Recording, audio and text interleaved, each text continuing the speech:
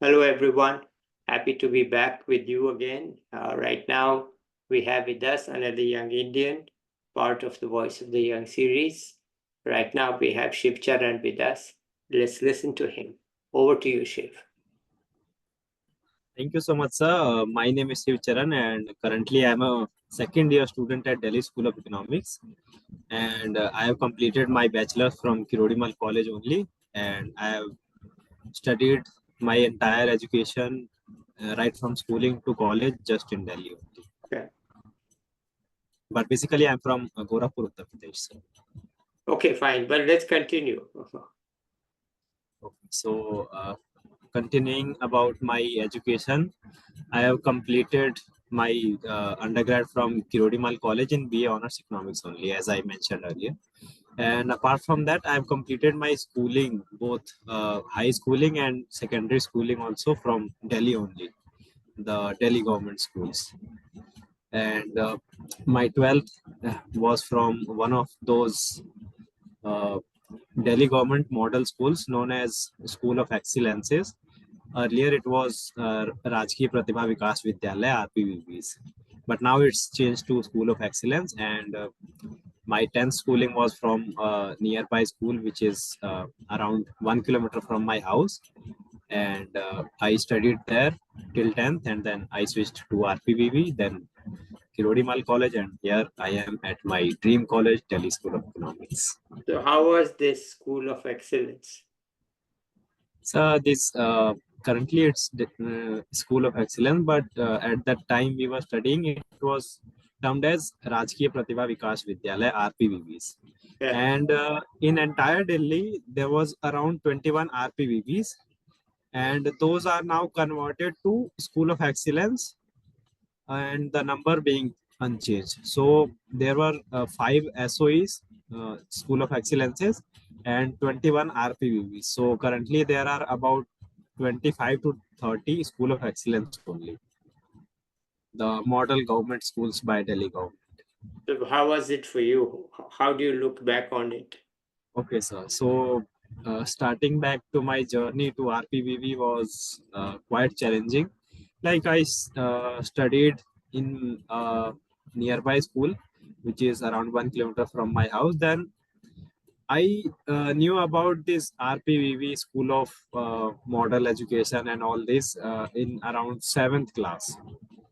And I got to know that these RPVVs take admission in 6th class, 9th class, and 11th class. And I had very high aspirations to go to these model schools because of their academics, their infrastructure, all the facilities that they have.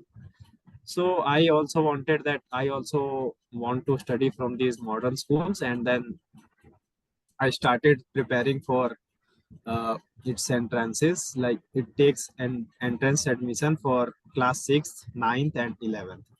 So I tried my first entrance at the age of around 14, 15, and I gave the first entrance in class 9th, and it was for just the general admission. But at that time also, the 9th class admission was also open for around 30 to 35 seats, and like an entire class was to be formed out of those new students.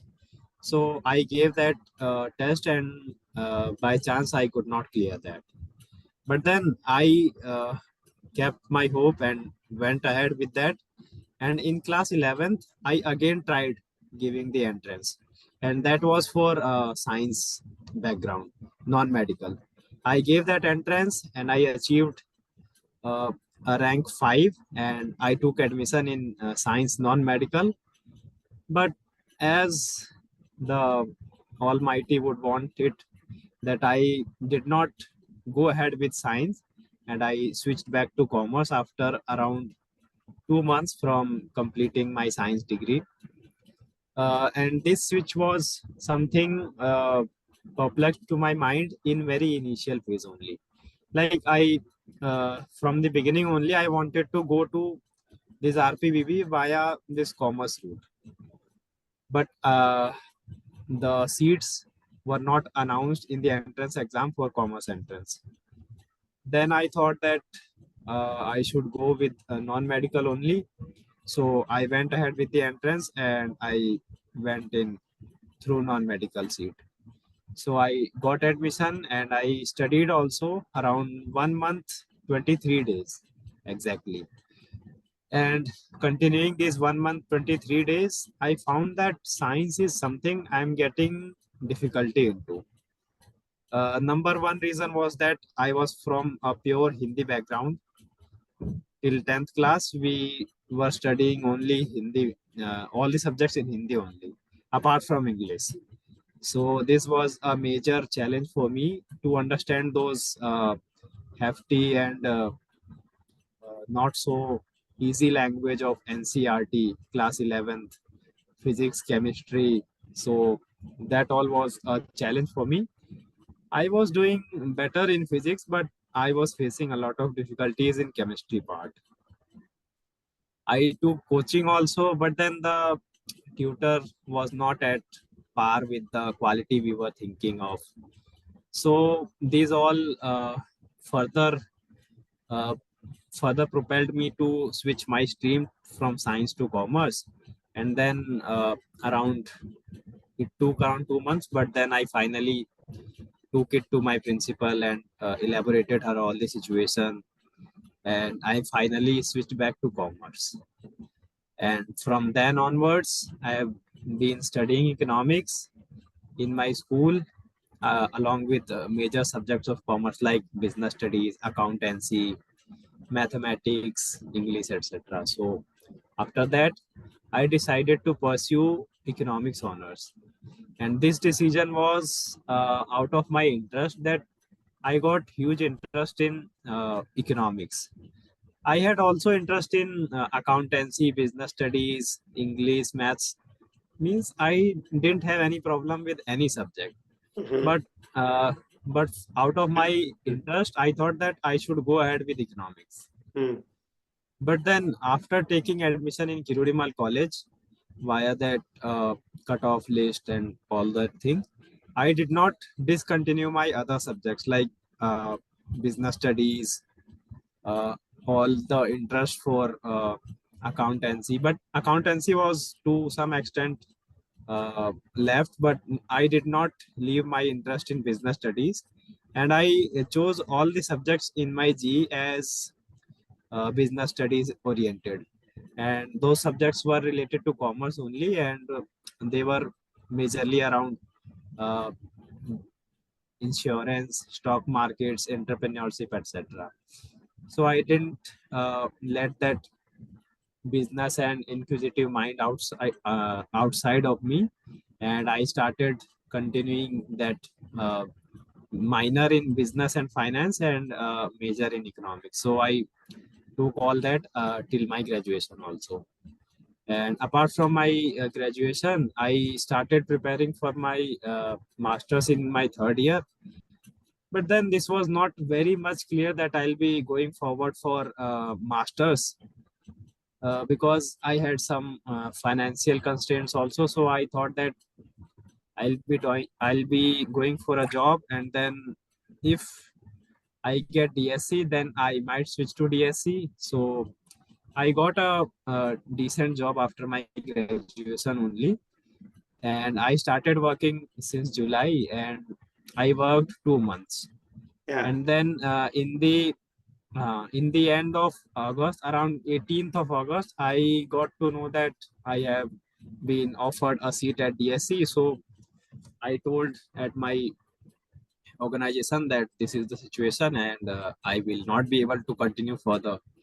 So they were also quite happy that okay, you will be going ahead and having a great career in economics, and since you are interested also, so we won't be stopping you. Like they were very helpful in this regard, that Yeah. oh, you got admission to DSC, so go ahead and pursue your dreams. Yeah. And even they are in touch with me until now. So they were the right person to understand my dreams and show me the better path. So I would like to thank them also that they provided me with this guidance on and the support that they showed that you should go ahead and pursue it. So I left my job and I joined DSE in September only. Okay. But you finished 1 year at DSE now. Yeah, I finished around 1 year. We got around 2 months of break as summer break, and I will be starting again from 1st of August. Okay. Along with the 24 batch. Okay. Our juniors will be joining us. Yeah. So how was it at DSE? So at DSE, the life was like overwhelming. We never studied like this in undergrad because we were half COVID batch from 2020 to mid of 2022. So around 1.5 years of us were in online mode only. But then the academics at that time also were going very well. Like the classes were online, but the teachers were putting their all the efforts. I was also doing quite better in online, and in offline also I did quite better. So after all the completing my 2-3 years of economic journey in Kirorimal College, I I developed a good understanding of economics, and then I went for this UET and uh, came to DSE. So Okay. And how's the atmosphere at DSE compared to Kirorimal? yeah, so I already mentioned that it was overwhelming. Means the syllabus of DSE is quite rigorous, and whatever we were taught in our undergrad, the teachers were assuming it to be uh, they were assuming it to be base. Yeah. Like you should be knowing this, you should be knowing this, and then they started from there and then there on. And mostly all of the professors were like uh, they were having this assumption that you would be knowing all those undergrad things, all those basic micro macro statistics, econometrics, and then they started from their master's level. So this was the thing which I think that should not be the case, because most of the students were unable to catch up with the pace what was going on in DSE. Mm-hmm. So if the professors would have introduced some basics or would have taken some extra classes, then it would have been quite beneficial for students like us also, and then students who those don't come from DU background. Okay. Because we also had online, but uh, majorly students had doubts in whatever they studied in their undergrad because of online thing. Yes. So you managed to do it. Yes, I was managed. I got to manage it because of the hours I put in after the classes, and all the efforts that I put after the classes, and we were solving the questions. We were solving the tutorial questions, and all those notes were whichever were provided by our professors. So we were going through that, and we were having some group discussions about how to proceed, taking some additional help from YouTube, and some videos from YouTube, and as well as some resources from seniors provided to us. Right. So culminating all the resources and all things, we just managed to survive the first year. Okay. Any tips you have for younger people? Okay, so considering DSE, I would like to say to my juniors that please go through the class material and the notes provided by the professors, because this is something which will cover around 70 to 80% of whatever comes in internal as well as the final examinations.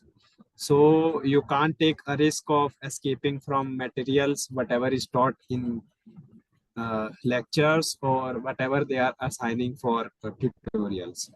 So that's very important. Okay. And apart from that, in order to get an edge over the others, you can brush up your basics if it's not very clear, because having a better clarity of basics helps you a lot, even in solving some newer problems, where if you have some basic understanding and you remember some stuffs which were done in class, then maybe you can come up with a strategy to how to approach such a question, and how to even get some marks, because it's never the case that the question is new and you solved and you'll get full out of full. So it's better if you can approach it in some manner and you can solve some part of it. So understanding whatever is done in class along with notes and those assignments provided by teachers, and brushing up your basics would do better in DSE. Okay. This thing I think I should have been told by seniors Yeah. in All right. a very well manner. Okay. This is something what I understood after experiencing the DSE environment. Okay. Let me put you on pause. I want to discuss something with you offline, and then we'll come back. We are back from the pause. We discussed that he could speak in his mother tongue, and he said he can speak in Hindi and Bhojpuri. So here's your chance, Shiv. Please go ahead. Okay, sir. So starting in Bhojpuri, uh, हम यह कहा कि जौन भी करा जीवन में वो में अपन 100% था, एंड और सबसे बड़ी चीज है लगन और ओकरे साथ नियमितता होवे के चाहिए कि कोनो काम करा लेकिन ओमे अपन अपन 100% था, और काम में रेगुलरिटी होवे के चाहिए, मतलब थोड़ा करा लेकिन रोज करा तो वो ज्यादा बेहतर है उसे कि सारा काम करा एक के दिन। Okay, and then Hindi. You want to say something in Hindi? Okay sir, तो हिंदी में तो मैं कुछ भी बोल सकता हूँ, लाइक बोलो.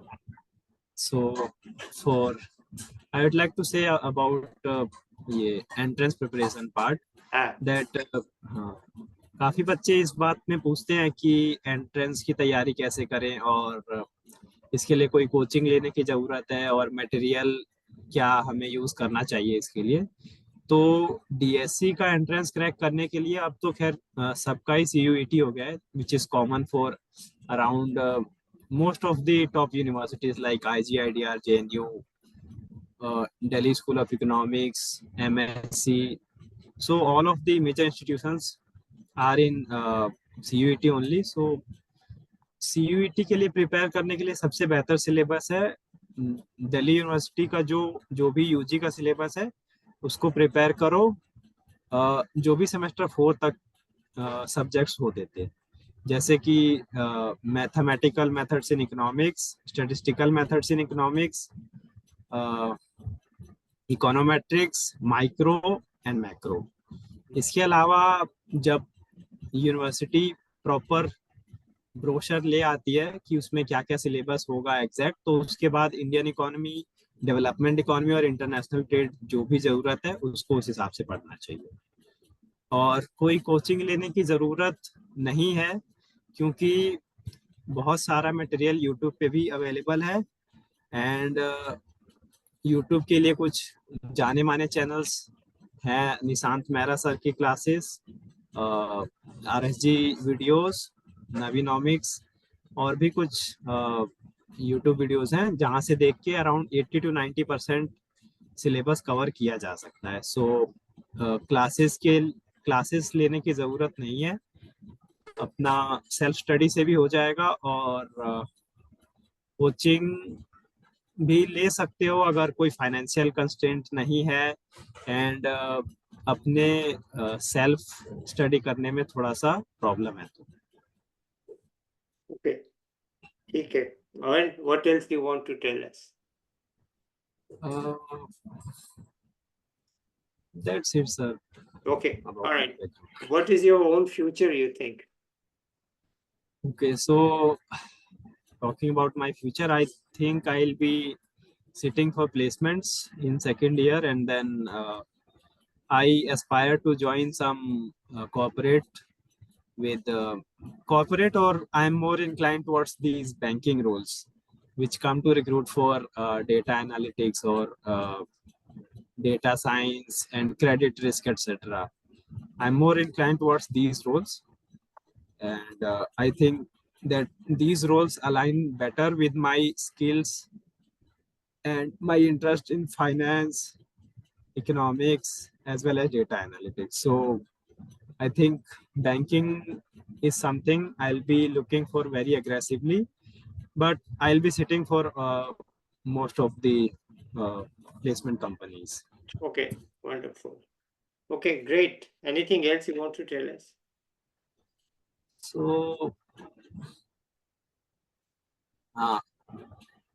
I would like to talk one thing about internships. That if you wish to come to DSC and then want to secure great internships from the campus only, then there is no any fixed criteria. But the one thing is that your CGPA of undergrad should be decent. Means it should be at least more than 8. And then if you have already interned somewhere, like at government organizations or at some corporates like Big Four, then you will be having an edge over the others. And the chances of you getting shortlisted for the internship will be much higher.